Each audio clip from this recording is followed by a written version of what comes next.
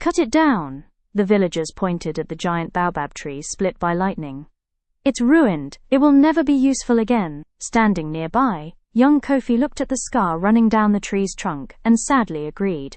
In a beautiful coastal town in Africa, where the ocean breeze danced through the palm trees, stood the largest baobab tree anyone had ever seen. For generations, it had provided shade to travelers and fruit to the villagers. Children played beneath its branches. Families gathered around it during festivals. It was the pride of the community. But one stormy night, everything changed. Dark clouds rolled across the sky, thunder shook the earth. Then a bolt of lightning struck the great tree. A deafening crack echoed through the village. The next morning, the villagers gathered around the baobab. A deep wound ran down its trunk. Its bark was torn apart. Its once perfect appearance was gone. Many people shook their heads. "It will die soon. It's useless now. We should cut it down before it falls." Among them was Kofi, a young farmer who had always loved the tree. Looking at the damage, he felt heartbroken. For months the scar remained. Rain fell, the sun rose and set, seasons came and went, yet strangely the tree refused to die. In fact, it continued to grow. Still, whenever people saw the scar, they only noticed what had been damaged. One afternoon, Kofi sat beneath the wounded tree, feeling discouraged about his own life. He had faced many disappointments, dreams that had failed, opportunities that had slipped away, mistakes he wished he could erase. As he stared at the scar on the tree, he saw something unexpected. A small bird flew into the opening. Then another. And another.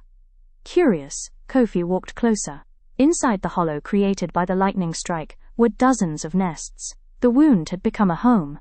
The scar had become a shelter. The place that seemed broken was now protecting life. A wise elder who happened to be passing by smiled as he watched Kofi's amazement.